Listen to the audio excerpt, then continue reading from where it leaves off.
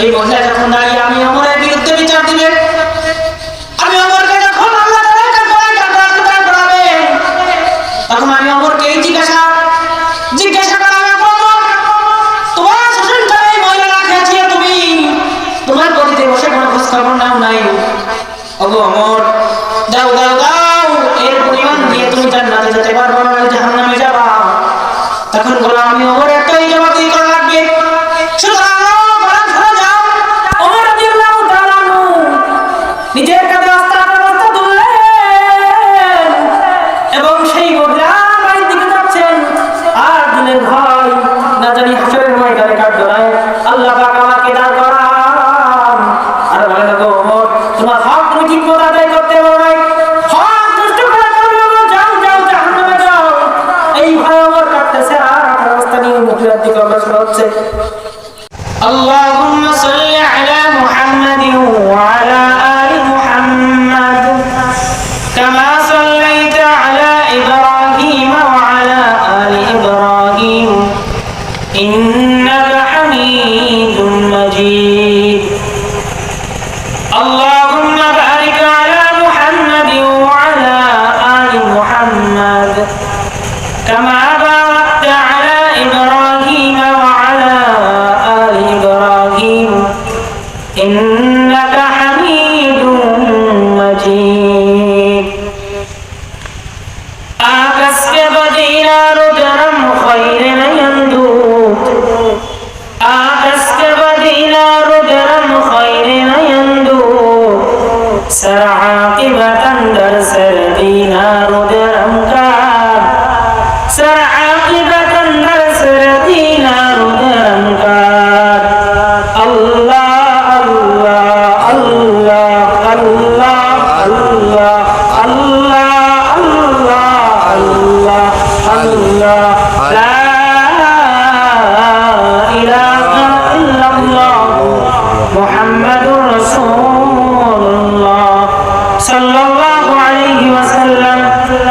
سبحانك لا علم لنا إلا ما علمتنا إنك أنت العليم الحكيم. الحمد لله. আয়োজিত মহতি বারাসনা মুসলিম এতিমখানার উদ্যোগে বার্ষিক ওয়াজ মাহফিলের সম্মানিত সভাপতি পামন্ত্রিতুল আলেম একরাম, দূর দূরান্ত থেকে শ্রোত কর্মা ও বোনেরা, প্যানেলে উপস্থিত সম্মানিত বড় ভাই, ছোট ভাই, আল্লাহ পাক রব্বুল আলামিন আমাদেরকে এত সুন্দর একটা জলসা মজলিস উপহার দিয়েছেন। এই জন্য আল্লাহ পাক রব্বুল আলামিনের দরবারে শুকরিয়া জ্ঞাপন করা উচিত। রমজান খুব নিকটে, গুনাহ মাফের মাস রমজান মাস, শাহরু রমাদান, শ্রেষ্ঠ মাসের শ্রেষ্ঠ মাস মাহে রমজান মাস। এই মাসের খুব নিকটে এত সুন্দর একটা মজলিস শাবান মাসে উপনীত হয়েছে। আল্লাহ পাক আমাদেরকে এই জলসা মজলিসে আশা নিয়োগ করেছেন।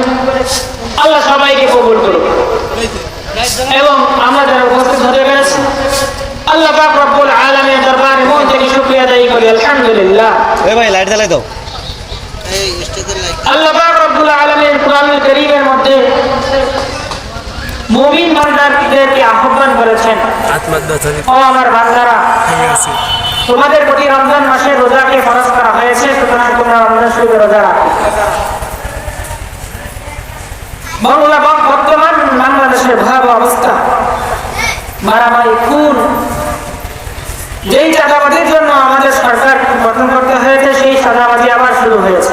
ঠিক, ডাকাতি, মারামারি, হানাহানি, এমনকি রাস্তাঘাটে প্রকাশ্যভাবে রামদাও নিয়ে চাঁদা তুলতেছে, বেআইনি কাজগুলো শুরু হয়েছে। বলে এই সমস্ত জিনিসগুলো প্রতিরোধ করতে পারে একমাত্র ঈমান, খাঁটি ঈমান এবং আল্লাহ তাআলার ভয়। আমরা মুসলমান খোঁজ নিয়ে দেখলে হয়তো বোঝা যায় যারা ডাকাতি করতেছে, যারা মুসলিম বোনদের গলা থেকে হাত কেড়ে নিচ্ছে, কানে থেকে কানেরটা নিয়ে যাচ্ছে, নাকের থেকে নিয়ে যাচ্ছে, স্বামীর সামনে ইজ্জতের হয়রানি করতেছে,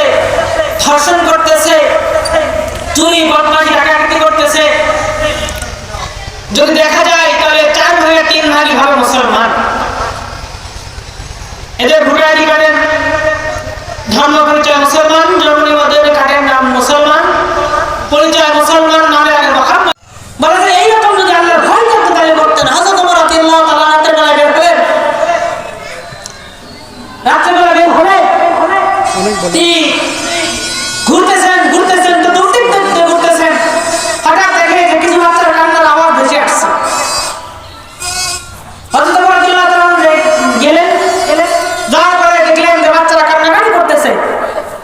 পর্দার আড়ালে বললেন যে এই ঘরে কি কোনো গার্জিয়ান নেই, কোনো অভিভাবক নেই যে বাচ্চাগুলো কাঁদে সান্ত্বনা দিবে? ভিতর থেকে করুণ সুরে অতি নিম্ন আওয়াজে এক মহিলা উত্তর দিলেন, হে আগুন, তো আমি জানি না আপনি কে, তো শুনে রাখেন আজ 3 দিন পর্যন্ত আমার চুলায় কোনো আগুন জ্বলে না, কোনো খাবার নেই, আমার সন্তান না ক্ষুধা যন্ত্রণার কাঁদে। হাসরের ময়দানে আমি এই দেশের শাসক নেই, বাদশাকে আল্লাহ তাআলা কাজ করা করাবো। আমি দৃষ্টি আকর্ষণ করবো যারা আল্লাহ পাক রব্বুল আলামিনের মেহেরবানিতে ক্ষমতায় বসেছেন। হযরত ওমর রাদিয়াল্লাহু তাআলা জানতে শরীরে কখনো অন্যায় করেন নাই, অথচ তার বিরুদ্ধে মহিলা হাসরের ময়দানে কাজ করা যাবে। আর আপনি জানতে শরীরে কত অন্যায় করতেছেন, আর আপনার বিরুদ্ধে কত মানুষ আসছে, একবার কি টেনশন চিন্তা করে দেখেছেন? শুধু নিজের পেট পালতেছেন, তবে বিশ্বাস করেন এই পেট বেশিদিন থাকবে না, অতি শীঘ্রই তারা আপনার পেটকে চূর্ণ বিচূর্ণ করে দেবে জাহান্নামের কয়লা দিয়ে। এই জন্য হযরত ওমর রাদিয়াল্লাহু তাআলা ওই চিন্তাই করে শহীদ বললেন, আম্মা কিছু অপেক্ষা করুন, দেখি আমি আপনার জন্য কিছু আনতে পারি কিনা। হযরত ওমর রাদিয়াল্লাহু তাআলা দৌড়ে চলে গেলেন, যাওয়ার পরে গোদামে গেলেন, বাইতুল মালে গেলেন, এক বস্তা আটা কাঁধে তুললেন। হযরত ওমর রাদিয়াল্লাহু তাআলা খাস করে বললেন, ও আমিরুল মুমিনিন, আপনার এই বস্তা আমার কাছে দেন, আমি তো আপনার সেবা করতে আসি, আমি তো আপনার খাদেম, আমি তো আপনার সেবা করতে, আমি থাকতে আপনি এরকম পাবেন। দেখেন হযরত ওমর রাদিয়াল্লাহু তাআলা কি বলছে, অর্থ জানে খলিফা আমিরুল মুমিনিন। হযরত ওমর রাদিয়াল্লাহু তাআলা বলেন, ওগো গোলাম শোনো, আমি এই দেশের বাদশা, হাসরের ময়দানে যখন আল্লাহ তাআলা কাজ করাবে, মহিলা দাঁড়াবে, ওই মহিলা যখন দাঁড়িয়ে আমি ওমরের বিরুদ্ধে বিচার দিবে, আমি ওমরকে যখন আল্লাহ তাআলা কাজ করাবে, তখন আমি ওমরকে এই জিজ্ঞাসা করাবে, তোমার শাসনকালে এই মহিলা রাখিয়াছি, তুমি তোমার গদিতে বসে কোনো খোঁজ খবর নাও নাই। ওগো ওমর, দাও দাও দাও, এর পরিমাণ দিয়ে তুমি জান্নাতে যেতে পারবে না, জাহান্নামে যাবা। তখন বললাম আমি ওমর একটাই জবাব দিয়ে করা লাগবে, সুতরাং বলা ধরে যাও। ওমর রাদিয়াল্লাহু তাআলা নিজের কাঁধে বস্তা তুললেন এবং সেই মহিলা বাড়ির দিকে যাচ্ছেন, আর দিনের ভয় না জানি হাসরের ময়দানে কাজ ধরায় আল্লাহ পাক আমাকে দাঁড় করান।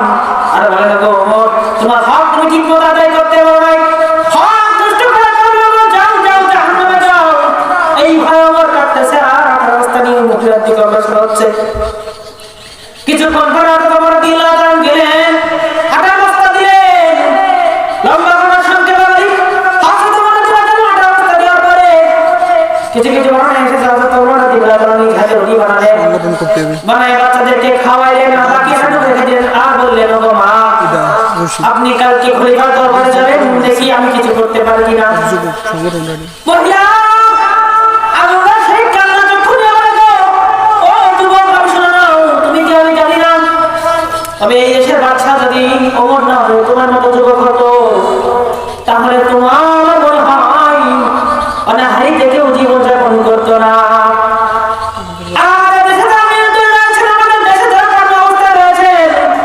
তারা কি একবার চিন্তা করে দেখেছি, আমি 2 বছর নাই, 3 বছর নাই, 4 বছর ডিগ্রি করতেছো, মেম্বারগিরি করতেছো, 4 বছর থাকার নাম মাতব্বরি নয়, 4 বছর থাকার নাম ক্ষমতাশালী নয়, 20 বছর থাকার নাম ক্ষমতাশালী নয়, জনগণ তোমাকে একদিন চাই কিনা এটার নামই ক্ষমতাশালী আর বলবান। এই কথা বলতে লাগলেন, সকালবেলা মহিলা রাজ দরবারে গেলেন, রাজ দরবার নাই, পানি নাই, পানি নাই। হায় আল্লাহ, কালকে ওই যুবকের সামনে কত কিছু বললাম খলিফার বিরুদ্ধে, আর যদি খলিফার কাছে বলে দেয়